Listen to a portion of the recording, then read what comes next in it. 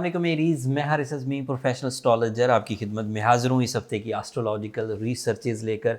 ये वीक 18 सितंबर से so on जो 7 दिन है तकरीबन 24 सितंबर तक उससे मुतल्लिक है। इन 7 दिनों में सोलर सिस्टम में जो तब्दीलियाँ आएंगी वो एरीज़ फितरत पर किस तरह का असर डालेंगी वो तफसीली इस वीडियो में बयान करूँगा। एक नई खबर है और ये हर तीसरे हफ्ते, हर महीने के तीसरे हफ्ते में ये नई खबर आती है। सूरज एक नए एंगल पर चला जाता है।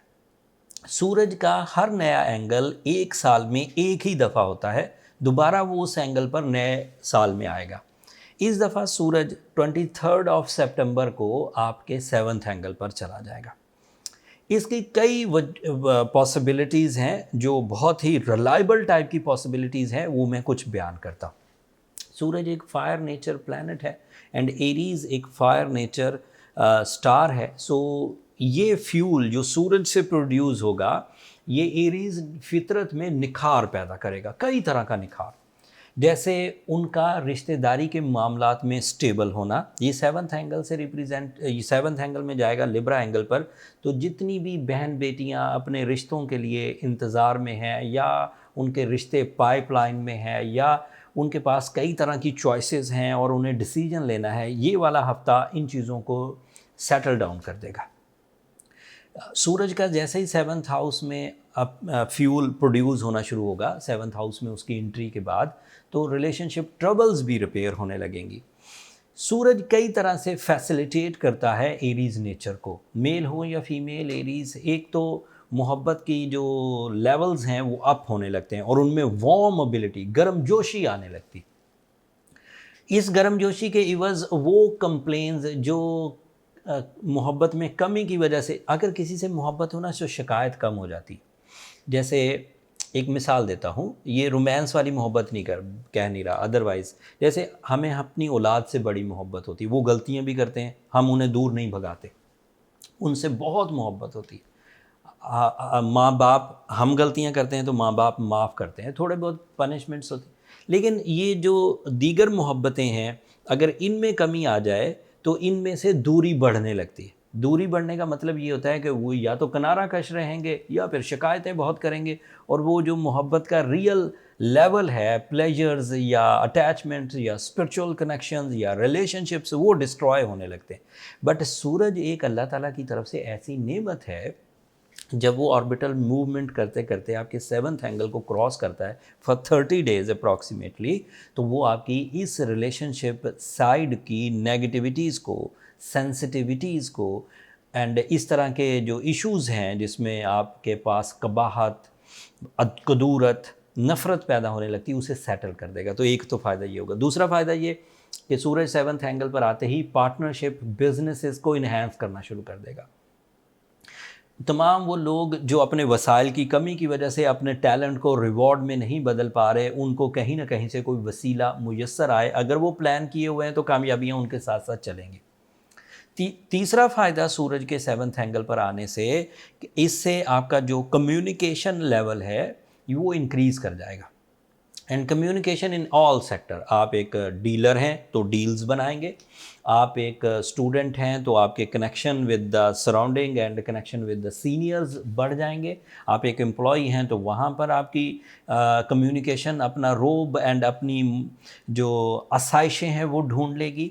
अगर आप एक जज हैं तो आपकी कम्युनिकेशन सामने वाले को सेटिस्फाई कर देगी, आप एक वकील हैं तो अपने दलाइल अच्छे दे पाएंगे, अगर आप एक गुलूकार हैं तो आपका गला या आपकी जो वोकल एबिलिटीज़ हैं वो आपके लिए फेवरेबल होंगी। तमाम कम्युनिकेशन, पॉलिटिशियन है तो उस तरह की कामयाबियाँ, टीचर्स हैं तो उस तरह की कामयाबियाँ, अगर आप अदाकार हैं, सदाकार हैं, ये सब चीज़ें अब आपको सपोर्ट करेंगी। एंड ये 30 दिन का फ्यूल अगले पूरे साल के लिए तकरीबन मुयस्सर होगा, स्टार्टेड फ्रॉम 23 सितंबर। अभी मैंने इतनी तफसील सिर्फ एक प्लैनेट से रिलेटेड बयान की है। दूसरा आपका रूलिंग प्लैनेट है, वो 3rd एंगल पर है। तमाम एस्ट्रोलॉजर, तमाम एस्ट्रोलॉजिकल कैलकुलेशन मेथड्स, चाहे वैदिक, वेस्टर्न, पर्शियन, जो भी एस्ट्रोलॉजिकल मेथड्स मार्केट में मुयस्सर हैं, उनके बिहाफ पर ये बात मैं क्लियर करता हूँ कि मार्स थर्ड एंगल पर बहुत पॉजिटिव होता है फॉर द एरीज़। वो अपने मिशंस को फुलफ़िल करने के लिए अपनी पूरी तवानाइयाँ इस वक्त महसूस कर रहे हैं। अगर इस वक्त कोई एरीज़ अपने अंदर वीकनेस महसूस कर रहा है, अपने अंदर लेथार्जिकनेस फील कर रहा है, डर महसूस कर रहा है, गम महसूस कर रहा है, कम हिम्मती में है, तो वो एक पेशेंट बिहेवियर है। ऐसा सब एरीज़ के साथ नहीं है। स्टूडेंट एरीज़ अपनी माइंड स्किल्स को इस वक्त भरपूर देखेंगे। चेंज आए कि मरकरी रेट्रोग्रेड भी है। एक और ख़बर भी है मुझे मरकरी से रिलेटेड देनी है। वैसे तो वो पिछले ही हफ्ते से रेट्रोग्रेड है और 2 ऑफ अक्टूबर तक रेट्रोग्रेड रहेगा एरीज़, बट वो 23 ऑफ सितंबर को रेट्रोग्रेशन से लिब्रा एंगल से निकलकर वर्गो एंगल पर आ जाएगा। यहाँ उसकी रेट्रोग्रेशन ज़रा स्लो डाउन हो जाएगी। यहाँ उसकी रेट्रोग्रेशन का इम्पैक्ट आपकी ज़ात पर स्लो डाउन हो जाएगा। आपको जो माइंड इरिटेशंस थी, आपको जो डिसीजन लेने में प्रॉब्लम्स हो रही थी, आपको जो क्रिएटिव स्किल्स क्रिएशंस में प्रॉब्लम्स हो रही थी, वो सेटल डाउन हो जाएंगी। सो ये दोनों खुशखबरियाँ 23 ऑफ सितंबर को है। सूरज भी आपके 7th एंगल पर एंड जो मरकरी की रेट्रोग्रेशन है वो भी थोड़ी स्लो हो जाएगी और 2 अक्टूबर को तो उसने ख़त्म ही हो जाना है। आपके लिए मार्स की पोजीशन एक तो आपकी पर्सनालिटी अट्रैक्शंस बढ़ाएगी, दूसरा आपकी वीकनेसेस को रिपेयर कर देगी, तीसरा आपकी तालीमी सरगर्मियाँ एरीज़ स्टूडेंट्स के लिए बहुत अच्छी और प्रोडक्टिव होने लगेंगी, एंड चौथा आपके लॉसेस का रेशो डिक्रीज़ हो जाएगा। इंसल्ट्स रिपेयर होंगी।